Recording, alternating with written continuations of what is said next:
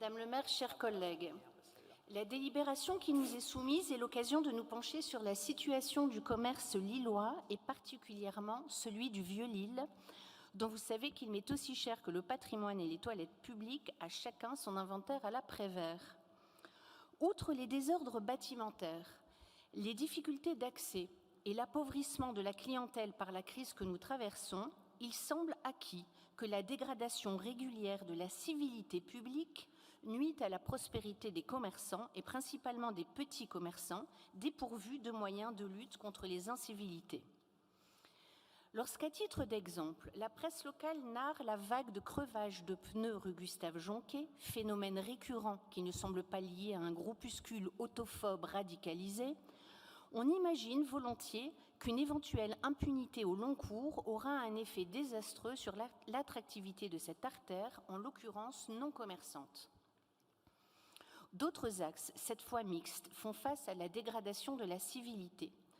Je pense particulièrement à la rue Saint-Sébastien, dont le quotidien est désormais bien éloigné de la quiétude bourgeoise que l'on prête généralement au quartier du Vieux-Lille.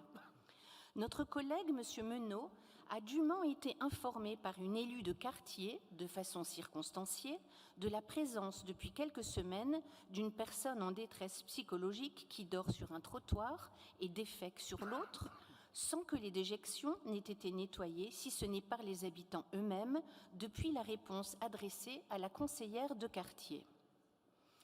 Dans le même temps, un attroupement quotidien réunit devant le magasin Carrefour de la même rue divers individus alcoolisés, dont l'une des marottes consiste en le harcèlement de rue des passantes. Les nombreux appels des riverains à la police municipale n'ont à ce jour mobilisé aucun élu en charge des droits des femmes, malgré le caractère délinquant de tels agissements. Et les seules verbalisations infligées dans cet axe routier demeurent fondées sur le stationnement. La BAC se déplace, certes, en cas d'incident grave, mais les injures sexistes et l'ivresse publique n'en relèvent pas. Pour parachever le paysage bigarré de cet axe, j'évoquerai la multiplication des tags, dont nombreux à l'acide, que les commerçants ne parviennent pas à enlever, les jets de bouteilles brisées, le rodéo urbain d'un motard nocturne paradant sur sa roue arrière. Je tairai la multiplication des passants fumant autre chose que du tabac, sachant combien monsieur l'adjoint Menot répugne à en identifier la fragrance. Madame le maire, n'en doutez pas, j'aime ma ville, je l'aime au point d'y cheminer en vélo comme à pied, nul ne m'ayant jamais surprise tenant un volant. Que ce soit à pied ou en vélo, je n'ai croisé aucun élu de votre majorité dans la rue Saint-Sébastien. Humainement, je ne peux leur reprocher. Nul ne se confronte le cœur léger à une telle dégradation généralisée. Reste qu'ils sont élus et que la sempiternelle excuse de l'impuissance n'est aujourd'hui plus audible par une population excédée.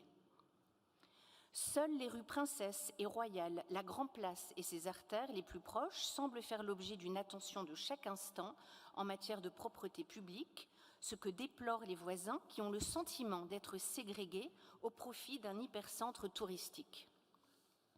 Le risque évident d'un tel relâchement, et s'agissant du commerce, un déclin rapide et la multiplication de locaux en déshérence, et s'agissant de l'habitat, la migration de propriétaires peu à peu remplacés par des locataires, alors qu'on sait que le tout locatif est néfaste à l'entretien des immeubles concernés par des investisseurs indifférents au cadre de vie. Que faire? Que ferions-nous? Que souhaitent les riverains concernés?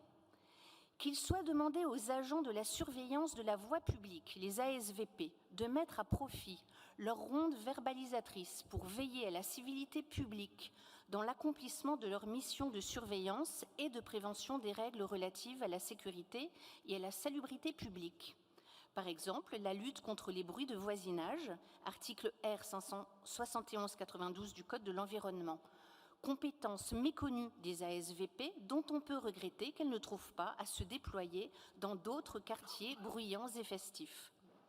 Ou relèvement par rapport des contraventions aux règlements sanitaires relatifs à la voie et à la propreté des espaces publics, article L 13-12-1 du Code de la santé publique.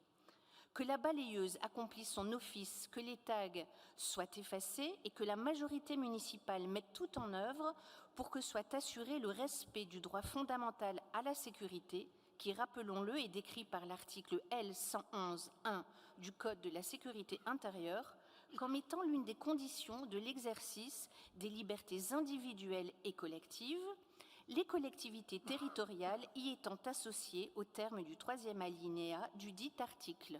Je vous remercie.